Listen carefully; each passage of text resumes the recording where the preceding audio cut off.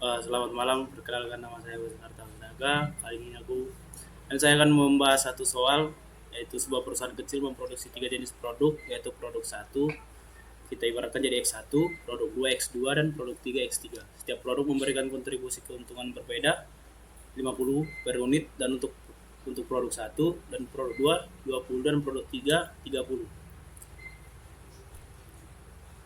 Setiap unit produk setiap unit produk 3 membutuhkan 5 unit ruang penyimpanan khusus. Perusahaan memiliki total 1000 unit sumber daya A, 2100 sumber daya B, dan kapasitas penyimpanan maksimal 1500 unit.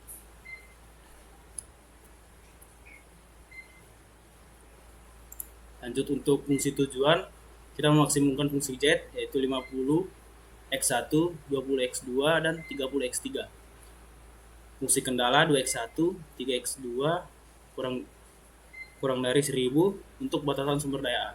3x1, 2x2 kurang dari 2100 batas sumber daya B. Fungsi yang kendala ketiga, x2 tambah 5x3 kurang dari 1500 untuk batas kapasitas penyimpanan. Langkah pertama itu mengubah fungsi tujuan agar variabel agar nilai yang belum diketahui berada di sebelah kiri tanda sama dengan. Kita mengubah fungsi tujuan max Z menjadi Z minus 50 X1 dikurang 20 X2 dikurang 30 X3. Langkah kedua, mengubah batas maksimal yang mempunyai nilai kurang dari menjadi sama dengan atau select variable. Mengubahnya jadi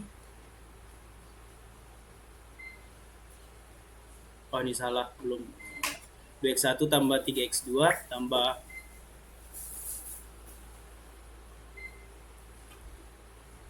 tambah 0x3 tambah s1 sama dengan 1000.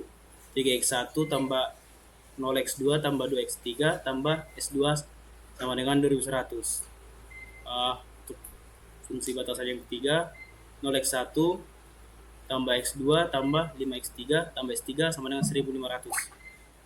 X1, X2, X3, S1, S2, S3 lebih dari 0.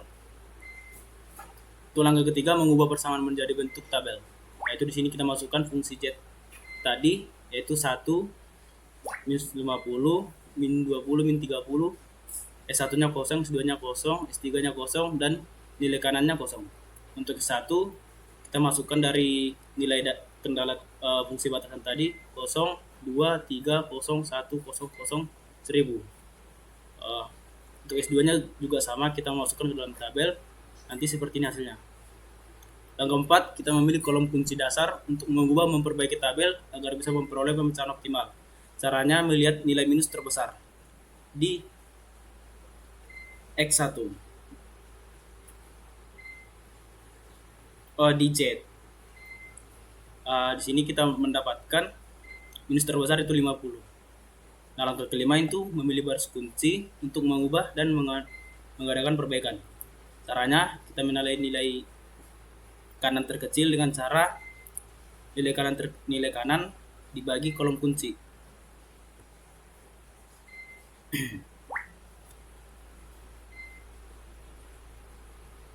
Sehingga kita akan mendapatkan pivotnya, sehingga kita mendapatkan nilai baris kunci pada S1 dan X1. S1 pada S1. Dan kita mendapatkan nilai pivotnya itu 2.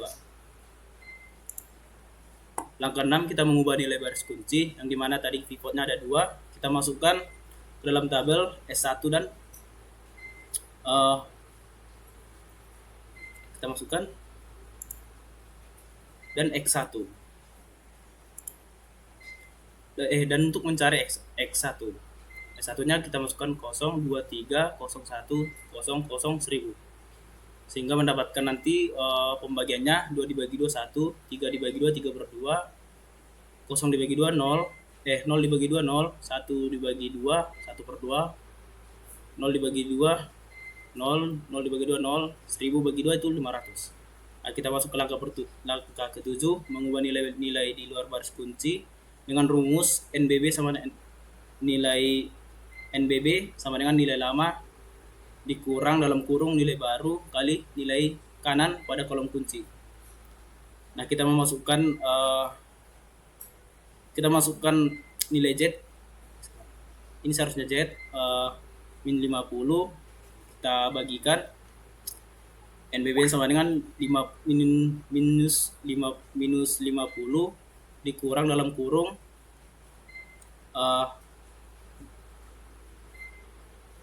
dikurang 0 dikali 1. Nanti akan mendapatkan hasil sama dengan 0. Sama juga seperti itu, sehingga menghasilkan NBB 1055 minus 30 25 0 dan 25.000 untuk nilai kanannya. Sama juga untuk mencari S2, NBB-nya kita mendapatkan 0 0 negatif 9/2 2/3 3/2 1 0 dan nilai kanannya 600. Untuk ketiga, kita masukkan nilai S3-nya. Untuk mencari NBB dari S3, kita mendapatkan nilai lama dari tabel sebelumnya dan NB pada hasil tabel pivot sebelumnya. Kita mendapatkan untuk pembagiannya kita 0 0 1 0 0 0 1 1500.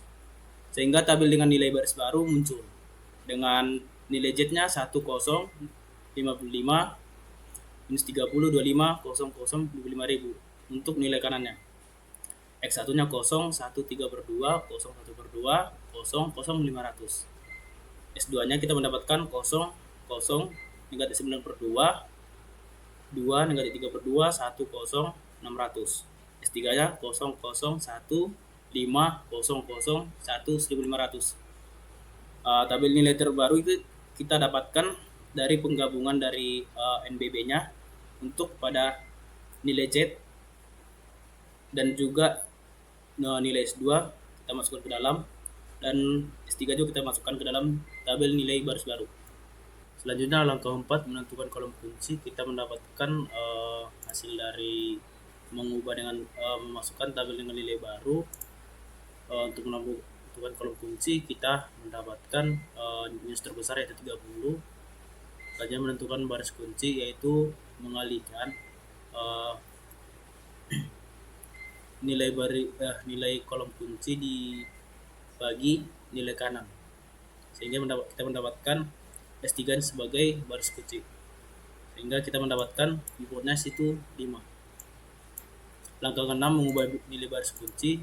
Kita membagikan nilai dari S3 atau nilai baris kunci ke pivot, sehingga kita mendapatkan X3-nya 0 0 1/5 1 0 0 1/5 300.